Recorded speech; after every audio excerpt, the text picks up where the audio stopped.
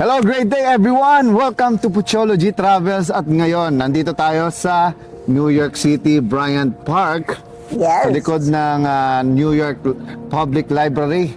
At syempre, nandito tayo para bisitahin ang aking ate at kaibigan. So, sa 30 years ko na yan kilala, no? Imagine it. Yes. Since 1996, yan ay nakasama ko sa dubbing nung araw. No, siya yung isa sa mga veterana noon na talagang tinitingala ko yan, no? Ngayon naman, mas tinitingala ko siya. Dahil hindi lang nasa New York siya, no? Nasa Manhattan pa, no? Okay. Without further ado, I would like to introduce to you April in Manhattan. Ate April Castro. Ayan. Mga followers ni Choi. Yan, welcome sa aking Welcome Puchology sa iyong Travels. Puchology Travels. Oo, Yan. itong show ko na to, actually for traveling to eh. Talaga. Oo, marami na akong napuntahan, more than 40 countries around the world. Oo nga, nabanggit At patuloy mo na pumupunta kung saan-saang bansa. No, at ini-interview ko yung mga iba't ibang mga Pilipino sa buong mundo. Since ako ang founder ng Phil Global Youth Foundation. Actually, maganda yung project mong yan, ha? Gusto ko yan. Yan, so pag-usapan natin ngayon. Sige, sa mga hindi pa nakakilala sa'yo, sino ba si April in Manhattan? Si April Castro. Ayan. Hello. Si April na Manhattan. Well, dati po akong voice actor sa Pilipinas. Tapos talagang more than 30 years din ako sa industriya ng dubbing. Simula ako sa pelikula. Bata pa lang kasi talaga ako, iniisip ko na ng artist ako. Bukod sa maarte talaga ako. I mean, nasa teatro talaga Saka ako. maganda ka. Yun yung ano. Yeah. Yun talaga para magkaibigan eh. Ayan. So, nung college ako, napunta ako sa teatro and tibak ako noon, Ano tibak. yung sabihin ng tibak? Aktivista ako. Ayun. Yun. So, nalinya ako sa mga cultural show. So, even kahit naglilibot kami sa mga iba't ibang probinsya, nagtuturo kami ng teatro sa mga bata. Okay. So, nung college pa lang ako, yun, nagsimula na rin ako sa dubbing. College pa lang ako sa dubbing na. Oo, ayan. Oo, parang ako din. First year college pa lang sa UP. Thanks to, siyempre, pinagmulan ko si Tito Joey Galvez. Diyan tayo nagsimula sa radyo actually. At movie dubbing. Oo, movie dubbing. Oo, yan. Ako rin movie dubbing. So, Paano ka nagsimula? Kwento mo nga. kasi ako assistant director ako dun sa Boyoyong shows. Boyoyong. So, yung isang dubber namin, si Noel Urbano, ay isang actor namin, si Noel Urbano, dubber siya. So, Dubber. that time, hindi siya sumasagot Kuya sa Noel. page. Oh. Oo, pager pa lang ng packet bell, or something. So, wala akong choice kundi tawagan yung bahay nila at sinabi na nasa Sampaguita Studio siya. Oh. So, pagdating ko ron, eksakto, nagsasamot-samot sila eh. Alam mo yung individual dubbing. Tapos wala-wala. wala-wala. Tapos pinatry ako ni Tita Lucy Quinto. Ayan, si Tita Lucy, ang queen of dubbing. Oh, queen of dubbing yan. Diyos ko, Lord. So, Kung si Tito Joey ang king of dubbing, siya ang queen of dubbing. Tita Lucy ang queen of dubbing. So, Hindi ba si Tita Josie? King and queen. so, yun. Unang araw ko pa lang doon, sabi niya, sige, kung gusto mo, sama ka na sa group namin. So, ni-schedule niya na ako. So, doon ako nagsimula. I think 1991? Ba? 91? Grabe ah. Parang ganun yata, oo. Ilan? Grabe yun. 1991. Hindi pa ako pinapanganak. 1991, sobra ka naman! Joke lang. Hindi pa pinapanganak. Hindi, syempre ano na ako noon? 91. Kasi mga 21 pa lang 12 ako years old nun ako. eh. 12. Oo, 21 tama. pa lang ako. Kasi 10 years ang ahead mo sa akin. Yun. Correct. Sobra ka naman. Oo, Yun, oo. 1991. So tapos, ano nangyari? Ayun, nagdire-diretso na. So, nag-resign ako sa Boyoyo kasi ang dami ko ng project. So, habang nagda-dubbing, naging dubbing supervisor ako. Speaking of si Kuya Noel Urbano, siya si Kabanong. Sikat na sikat yan ngayon sa Oo YouTube. nga. Yayamanin na rin niya sa dami. Yayamanin na, di ba? At ako rin ang pasok sa kanya sa Batibot. Oo nga, talaga. Siya yung nagkapitan basa noon. Talaga. Oo, kasi noong mga 1998, 2000, mga ganon. Naganap ng mga puppeteer ang Batibot. Nagboboses na ako sa Batibot. At nag-aartista na rin. So, nauna ka sa Batibot kesa course. kay ano? Yeah, okay. ako literally ang nagpasok sa kanya doon. Okay. At yun ay maganda at nire-recognize din naman ni Kuya Noel yan dahil Oo. sabi niya Yes. hindi siya mapupunta sa mundo ng puppetry, hindi siya magiging si Imaw o si Oo. yung isang karakter niya sa Channel 7 kung hindi siya napasok sa Batibot. True. At saka si Noel kasi hindi pa ng tao na wala ring yabang sa katawan walang ng tao issue. yun. Kumbaga, walang masamang tinapay. Actually, maganda yun eh. Maganda yung mga ganun tao. Mabuting tao, kumbaga. Mabuting tao. At walang inggit sa katawan niya. Correct! Pag pogi talaga gano'n. Kamukha siya ng kanyang tatay. Alam mo ba daw yung tatay niya? Oo, si Manuel. Si Manuel Conde. Conde. Isang national Kilalang, artist sa pelikula. Pelikula. Director. Idol ko rin yun kasi may libro ako ni Noel Conde. Siya yung nagtutuloy ng legacy ng tatay niya. Bukod kay Correct. Mr. Shuli, na kapatid niya. Tuloy natin yung kwento mo. Tapos Tapos yung simula nag-aaral, nun, sinong, after, naging dubbing director ako, tapos nagtayo rin ako ng sariling grupo, naging dubbing manager ako, nakakuha ako ng mga projects. kita. Ako yung tipo ng tao na may need ako for growth. Yan, importante. So, nag-aral ako ng film directing under Marilu Diaz Sabaya Uy. Film Institute. Na yung mga classmate ko, mga taga-ABS-CBS. Ayan, mga director mga naman. director Dapat doon. pala naging director ka Yun naman. nga kasi 2008 yun eh. Tapos namatay si Direk Marilu eh. Ay, Diba? talaga? So, Sayang namatay naman. siya. Kami yung last batch.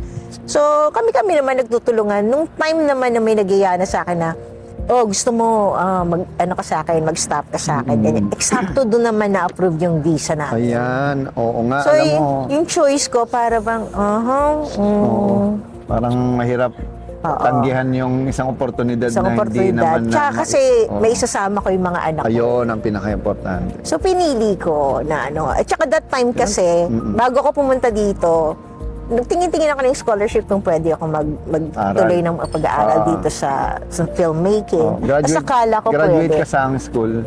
Marilu Diaz Film Institute. Pero before that, Sa Polytechnic University of the Philippines. PUP, AB Mascom. sa Sintang Paaralan, Oo, Tanggawan. Ba't ka Galit. nag-Mascom? Ayaw ko Walang sa math. math. Kaya, meron din, math 1. Math 1 lang, algebra 1 lang. Tapos yun hirap na. ka pa rin. Nangopya pa. Hindi ko pa nga ba ipas. Magmakaawa ka lang sa tingin mo. Maawa na ka. Sige na, sir, kaya nga ito yung kurso ko eh. Hindi mo ba naintindihan ba't ako Mascom, sir? Bakit ba kasi Pero totoo yun. Namat pa yung math na yun. Salamat sa calculator. Ayun. Pero kahit nandito na ako, nag-translate pa rin ako sa Pilipinas eh. So kumakarir ka pa rin. Kumakarir pa rin ako. Pero alam mo ate, nakakatuwa kasi syempre, sabi ko nga, ako, tagal din ako sa dubbing. Ngayon naman nagdadub ako, pero for passion na lang. Hindi yung for career. Kasi yan ang turo ko sa school. Huwag mong karirin yan, magugutom ka. Hindi naman. Hindi, kung kakaririn mo na... Bread and butter ko, binuhay na ng buong pamilya ko. Hindi, nung na yung panahon na to, napakahirap Yung panahon na. Kasi nung panahon Correct, natin, true. golden years ng Oo, dubbing. grabe. Halos di na tayo Oo naman. umuwi. Kumbaga, Grabe, nakinabang din 300, 400 movies a year tayo. Oo, kayo lang, hindi ako kasama. Ay, kasama. Hindi, kahit dubbing sa mga Korean novela, ganyan. Oo. May mga Sa di ba pelikula pa panahon lang ng yan, mga Meteor Garden days? Oo, yan, Meteor mga- Garden, Marimar. Okay, so since anong taong ka napunta dito sa 2018. Sa New York? 2018. Imagine mo yun, 2018, bago pandemic, sakto. Bago pandemic, Oo. correct. So, paano nagbago ang buhay mo mula sa pagiging artist, dubber, director o writer? Nung nandito ka na, paano ka nag-adjust bilang isang April? Hirap na hirap ako. Ano yung hirap na yan? Hindi, Kwento mo yung hirap na nag-depress talaga ako noon. Kasi syempre, hindi naman sa pagmamayabang. Pero dahil matagal na ako sa industriya, isa ako sa mga talagang datihan na sa dubbing pagdating sa pelikula. Medyo may angas ako na mahusay ako, magaling Oo naman, ako. mahusay ka. Kumikita ako ng Lahat malaki. naman sila mahusay. Binuhay yung Totoo pamilya yan. kang ganun. So, Yung mga batchmate mo, Oo, magagaling talaga. magagaling. Iniidolo namin yan. yan. mga So, bata. inisip ko na ano mo yun, makakasurvive pa rin ako. Pero pagdating ko rito, lahat po ng experience ko, maski yung nagtrabaho ako sa office sa Pilipinas noon, lahat ng pinag-aralan ko, kahit graduate ako, Yeah. zero. So, parang ano It yan. doesn't count. Walang silbi Ayan, lahat yun. Grabe, no? Oo. Parang, kumbaga sa honorable, honor ka doon. As in, ikaw Oo. ang pinakamagaling. Ano? Oo. Valedictorian ka. Pagdating dito, balik sa Torian. Oo, totoo yun. Oo, Kaya nga back iba, to di ba, iba nga doktor doon pagdating dito, nagdi-nursing Oo, pa. kasi hindi tinatanggap Oo, yung hindi tinatanggap. credential, no? Oo. So, nahirapan talaga ako. Doon ako dumaan yung na-depress ako kasi wala akong makuhang work. Talaga. Wala. As in, nag-apply ako sa mga offices, tapos yun nga, sabi nga pag nakita, overqualified ka kasi nag-marketing manager ka sa Pilipinas. oo. Yung iba naman, kailangan namin may experience na dito. So, sabi ko, paano ako magkakaroon ng experience kung walang bibigay ng chance? Ano lang, Oo. indirectly saying hindi ka tanggap. Tanggap. ang OA Hindi mo naman, sabihin, ang di ba? OA kasi ng Oo, qualified. Ano Ibig yung sabihin qualified ka, over lang. Di ba? Tapos, so nagpunta ako sa Arizona. Nagtrabaho ako Arizona. Nagpunta ako sa Arizona. Di man desierto yun? Ha? Desierto yun. Yun na nga eh. Punta ako sa Arizona kasi yung isang friend ko, ni-refer ako doon sa isang Pilipina na may-ari ng mga nursing homes, group home. Okay. So doon ako nag-start sa Arizona, then lumipat ako ng California, San Fo. Nag-try din ako sa LA. Tapos bumalik ako sa New York, paliting doon. Nag-aral na ako, nag-CNA ako. Eksakto, during COVID, nagtatrabaho ako sa nursing home facility. Doon ko naranasan yung talagang pagod kami.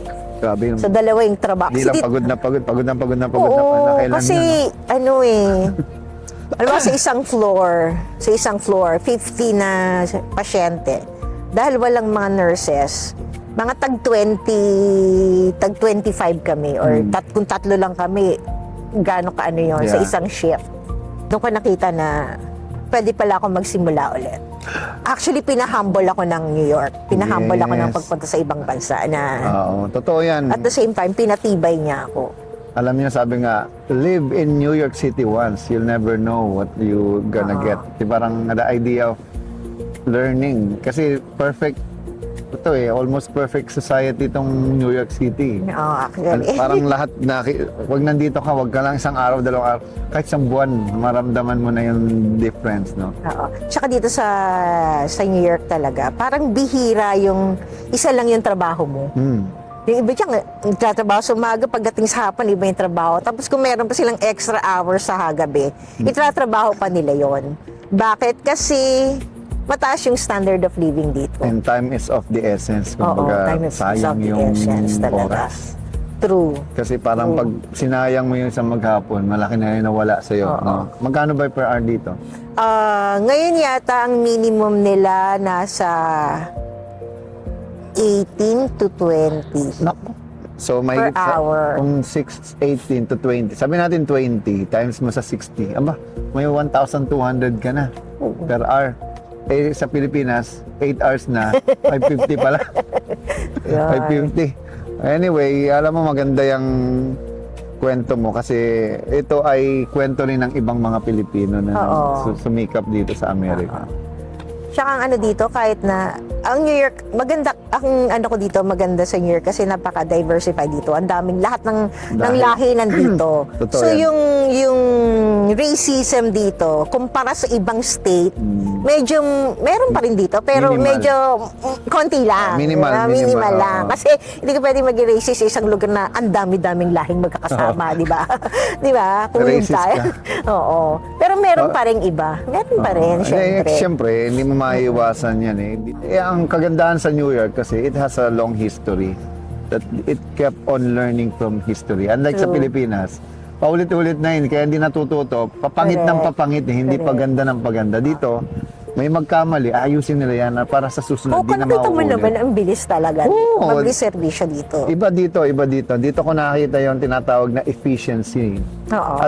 At talagang masasabi mong gobyerno. At saka nilalaban talaga ng mga tao dito yung ano, nagbabayad kami ng taxes. Ang laki, kasi malaki yung taxes namin dito eh. 30%. Oo. So yung mga tao dito, talagang pag ano, hindi, ganyan sa amin tong serbisyo na to kasi binayaran namin to. Exactly. Actually, tumapang ako dito eh.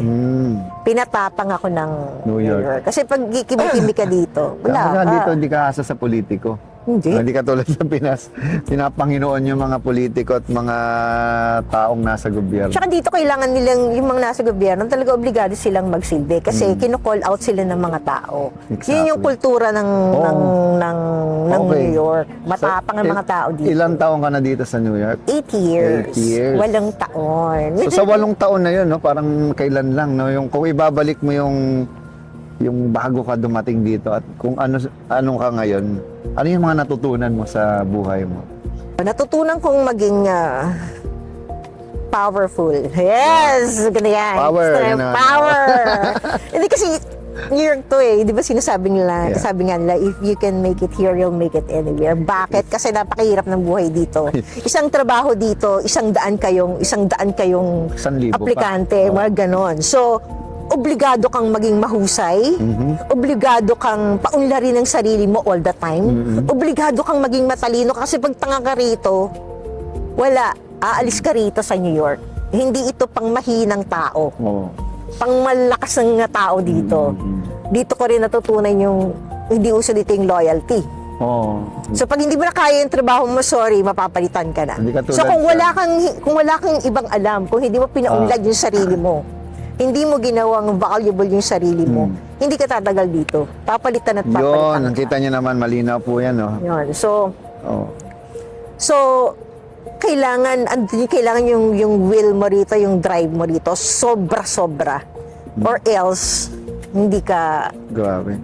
they will break you. So kung They will rip you yeah, apart. yun yung maganda naman. Kung Diba? if they will break you, that's the point na you will recreate yourself. Correct. Kumbaga they made you obsolete so that you will become better than Oo. before. Tsaka yun nga, na-realize ko na pwede kong i-recreate over and over again yung sarili ko. Yun ang best mong sinabi. Pag hindi na nag-work for me, okay, i-shed na natin tong personality nito kasi this is not working for me anymore. I can shed this. Magde-decide ako, tomorrow, ito yung kailangan bagong personality ko para mag-adapt ako and mag-survive. Hindi lang mag-survive, kundi mag-thrive dito sa world na gusto ko. Alam mo, gustong-gusto ko yung sinabi, you can recreate yourself over and over and over again. Correct. For- Pwede yan naman ang talaga. quotation niya ni April in Manhattan. Yes. Ha? Ang ganda nun.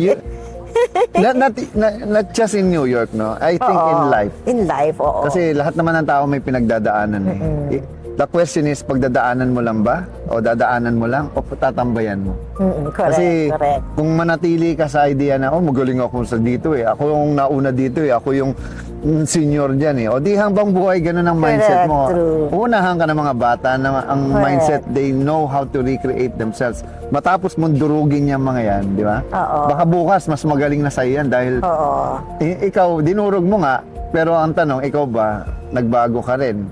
Siyempre, kumbaga yan, may chance na siyang mag-recreate ng sarili niya, which Correct. is, yun yung nangyari sa'yo. Pero yun nga yung ano ko doon, hindi rin madali yung mag-recreate ng sarili mo kasi kailangan mong durugin yung sarili mo eh. Kailangan mo rin talagang durugin. Parang kumbaga sa ano? Oo. Kailangan mo mag-shed ng mga bagay na nakasanayan mo na something that is so familiar to you na bahagi na siya ng buhay mo. Pero alam mong hindi na siya nagwo-work Yun. para sa'yo. Parang anything na bagay, no? Oo. Halimbawa, yung puno na nasunog. Oo. So, imbis na hayaan mo lang siya dyan, so nadurog siya, i-create mo yung bagong ano, Oo. ang tawag na uling na pwede mong gamitin na, di ba, na energy sa bagong ano mo, gagawin mo. At saka ang isa pang natutunan ko rito na alam kong magagamit ko habang buhay ko. Yung tinuruan ako ng New York na magtanong ng high quality questions. Yun. Ang High galing. quality questions, valuable questions, tapos to make a decision right away. Kasi dito hindi pwedeng patumpik-tumpik eh. Parang, kaya mo ba itong gawin? Kaya mo man ganyan, Yes or no ganyan, lang ang ganyan. sagot. Yes or no? Decide right now. Hindi ka pagdidesisyonin, sige, we'll wait for your... Walang ganun-ganun dito. So, ang bilis ng tanong mo, kaya ko ba? Jug. Kaya ko ba? Malakas mo ba yung katawan ko? Yes! Yeah. Or no? Kung no, anong gagawin ko para makuha ko na tong job na to sa susunod na araw. Sabi nga dito sa New York, if it's not a yes, it's a no. Yes, if it's not a yes, it's a no. Di ba? Kahit maybe, walang ganon. Walang I'll maybe. try, walang ganon. Wala. Oo. Walang I'll try dito. Yun din yung isang bagay na tinanggal ko sa vocabulary ko yun. Walang trying, only doing. Try. No? What do you mean try? Kasi meron akong boss na ganun eh. Okay, I'll try to... What do you mean try? Oh. What is try, April? I will look into... Will? What do you mean will? When? Ganun sila. Oh, kasi gusto nila definite Oo. yung answer mo. So, okay, I'll do that tomorrow. Okay. Or later. Ganun. Maganda yung sinabi mo. Compare mo dun sa boss mo dito noon. Yung mga naging boss mo, anong kaibahan nito sa mga Pilipino boss? Para hindi, para makumpara lang natin. Okay, sige. Okay lang din. I mean, general, no? Not to your boss. So, General, sa okay. lahat ng naging like boss or naging head or leader natin sa buhay, anong kaibahan ng Amerika sa Pilipinas? Especially ngayon, no? Nakikita natin yung sitwasyon. Iba-iba rin kasi. Kasi dito, talagang sinusulit nila yung Binayad sa'yo. binayad sa'yo. Oh, exactly, oo. So, ina-expect nila na pag binayaran ka nila ng ganito, bibigay Trabaho mo ka. yung Oo. trabahong yon. Ang maganda dito, kapag nakita nilang sobrang galing ka naman, ginalingan mo, nagbida-bida ka. Oh, ayan. Nagbida-bida ka, i-compensate nila yon. At iko-compliment. At i-compliment Yun. nila. And, itatry ka nila talaga na alagaan. Ako sa experience ko yun ha. Yun ang experience ko. So, talagang inaalagaan ako. Sa Pilipinas kasi, Sige. experience ko naman sa Pilipinas kasi parang yung natin, relationship-based eh. Ayun. Hindi siya Ang tawag diyan KKK.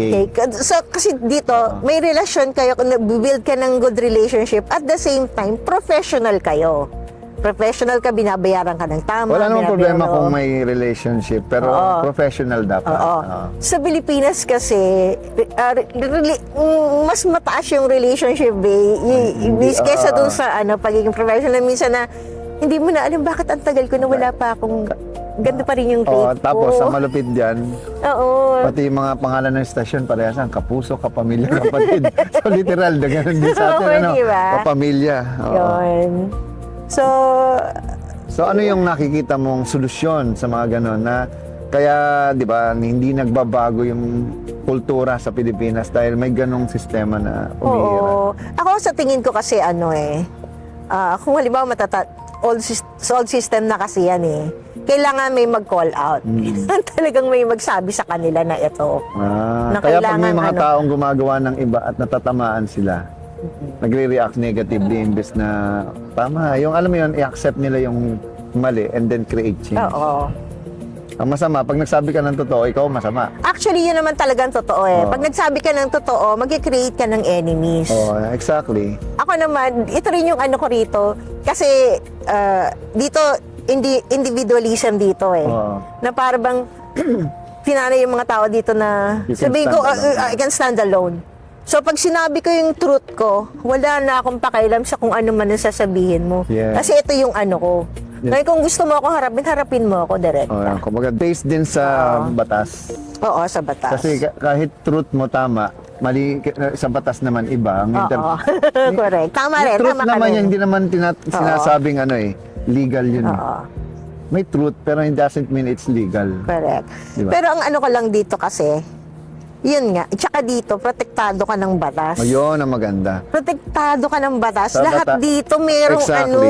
Sa Pilipinas, butas ang hindi batas.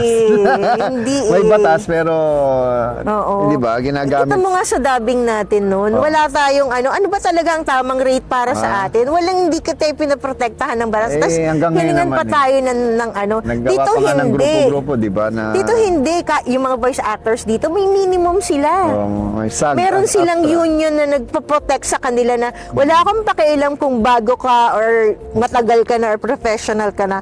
Basta under ka ng namin, protection namin, ito yung rate mo, ito yung batas mo. Ito yung batas namin para sa'yo to protect you. Ayan. Sa atin, Ewan ko meron ba? Parang nagkaroon yata ng ganun, Pero pero... hindi naman yan susundin din ng mga Oo, kliyente. oo, The more ka nga correct, mag-ganon, totoo. the more ka nga maggawa ng ganyan, the more ka iwasan. Pwede. Kasi bakit, di ba, bakit ka magdi-demand kung yung budget naman ng kliyente, hanggang dun lang. Hindi. Hindi, yun yung problema. Oo, yun ang Iiwasan problema. talaga sila ng kliyente. Oo, totoo.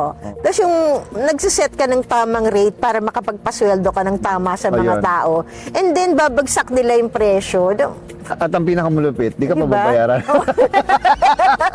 Yun yung masakit yun. Hindi oo. mo bayaran. At yung Oh my tao, God. kaibigan mo pa, no? Oo. Yun yung masakit. Yung masakit, Kasi grabe. yung po-fall out yung tao, nagkasira sa pera eh. Minsan, ganon. Pero again, dito, balik tayo sa New York, no? Kasi sa Pilipinas, for me, wala nang pag-asa yan. Kasi pag ganun, wala na eh. Kasi lalo na ngayon, may artificial intelligence na. Oo, actually. Apektado talaga silang lahat dyan. At kung hindi sila mag-a-adapt, wala na. Kaya mayroon akong programang AI Talks para turuan yung mga mamamayang Pilipino, yung mga ordinaryong Pilipino kung gaano ka-importanting tanggapin ang pagbabago, di ba? At alamin kung paano magagamit ang mga bagong teknolohiya sa advantage nila. True. Hindi yung you will go against it kasi feeling mo affected ka. You cannot stop technology. Correct. People die. Technology, parang, eto, namatay na lahat ng nag-build ng New York. Just because they believe sa change. Kita mo, na nakinabang yung next generation. Correct. True. At kahit nga tayo hindi ka, no, ikaw, Amerikana ka na dahil citizen ka na. Ako personally, nakikinabang ako sa ganda ng ginawa ng mga nauna na mga New Yorker. Ayan. Di ba? Totoo. At nagbe-benefit ka ngayon doon. So ngayon, dahil tayo ay matatapos na, ano yung gusto mong sabihin sa mga mga taong gustong maging New Yorker o pumasok maging Amerikano, magtrabaho sa Amerika? Sa New York, sinasabi ko na ano, yung totoo real talk. Hindi ito pang mahinang tao. Ang New York ay hindi para sa mga Mahinang mahiyain, hindi para sa mga mahihinang nilalang. Ayan. Kasi dito, magugutom ka, mapapagod ka, magkakasakit ka mag-isa mo. Mamamatay ka mag-isa. Mamamatay ka sa lungkot minsan. So kung hindi strong yung mind mo, hindi strong yung heart mo, hindi strong yung Will katawan mo, Oo. yung will mo, you're not for New York. Yeah. So, asahan mo na pagdating mo rito, dadanasin mo yun. Pero ang maganda sa New York, napakasaya dito. Magulo, maingay, masaya. Hindi ka malulungkot. At the same time, nandito pa rin ang pera. Kahit sabihin nila, ako nagtrabaho na ako sa iba't ibang state. Saglit lang. Bumabalik ka talaga. Babalik ka talaga rito. Hindi malungkot dito eh. Kahit saan ka magpunta ka sa subway station, minsan may makikita ka nagsishow doon. Yung mga show na pang concert type na show High level. High level ng mga artist talaga. May pera ka, punta kang Broadway. Oo. Sa Times Square. Oo. So, ako, mahilig akong manood ng Broadway show. So, tsaka dito kasi, kung artist ka, dito ka. Hindi ka mawawalan ng mapaglilibangan. Ako nga ang problema ko, kasi iniisip ko, pinaninindigan ko ng artist ako. Tapos, nung napunta ako rito, wala akong artistic output. At ngayon. At ngayon. Ayan na nga, actually. At ngayon. Ano ba ang bago mong aabangan ng mga nakikinig at nanonood? Abangan nyo. I mean, very grateful ako kay... pwede ko bang i-share? share na, Very diretso. grateful ako kay Choi. Kasi, backtrack lang ako. Nung nasa Pilipinas pa kami, si Choi yung nag-introduce sa akin sa yung sa The Secret, yung mga power of manifestation, Autosuggestion. Chinese, autosuggestion, ganyan.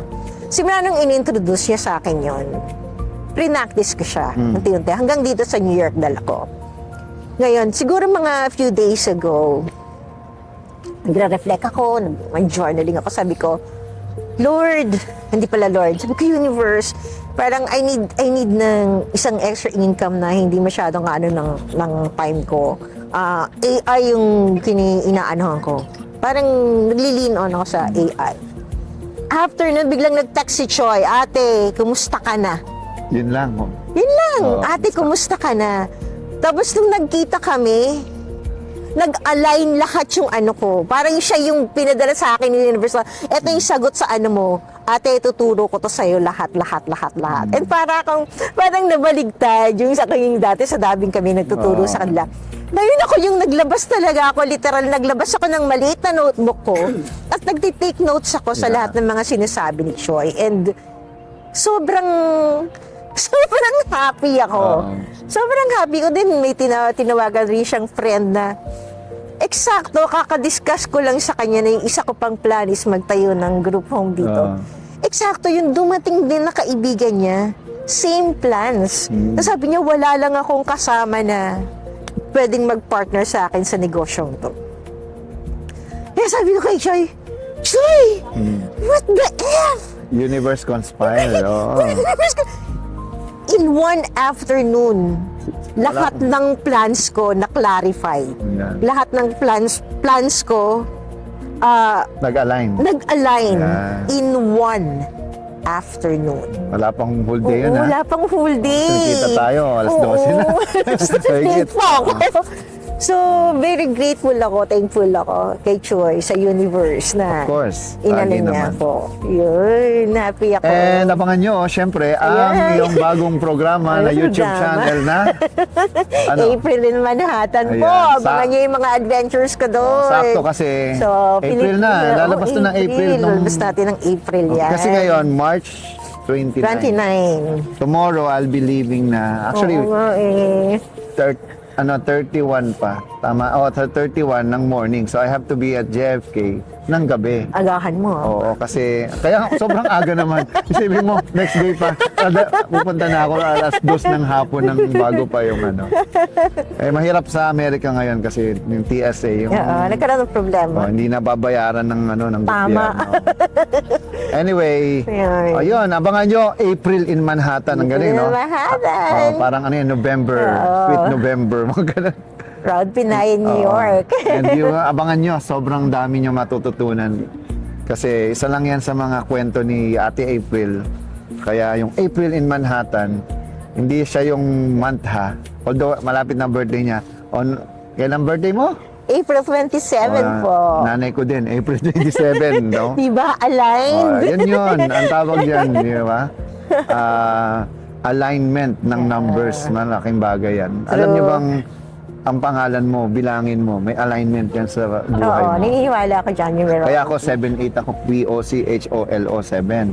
GONZALES 8. 7-8, swerte. May 7 pinanganak. Number ko 8, infinity. May Unlimited. 7 ka ba? Sa Taurus ka din? Yeah. Kaya pala. Kaya- Walang mahirap na Taurus. Ay naman, at matitigas ang ulo ng Taurus. Kaya kanina nasa Wall Street kami, nagpa-picture kami sa The Bull, no?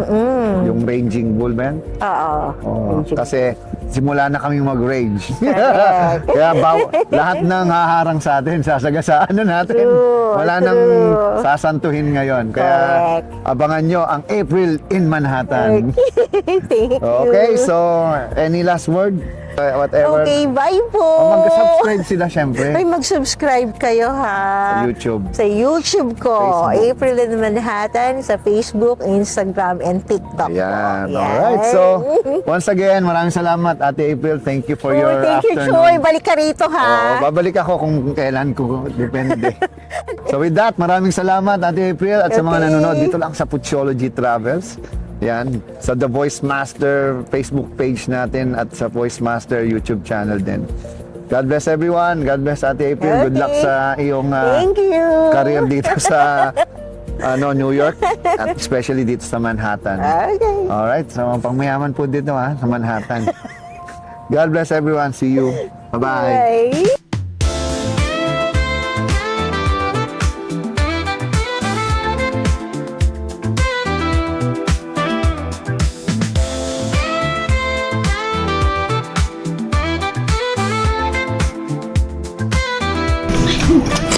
Japan? Ang talaga? Ayos na bahay namin.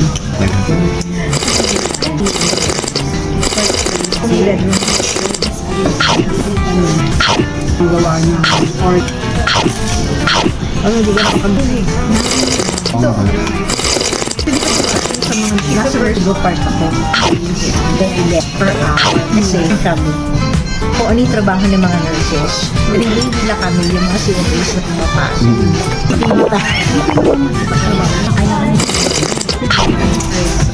Lahat sila online. Nandun sila. Yung basta kumawa. Huwag na akong papatinig ako sa mga CNAs. Sa totoo din.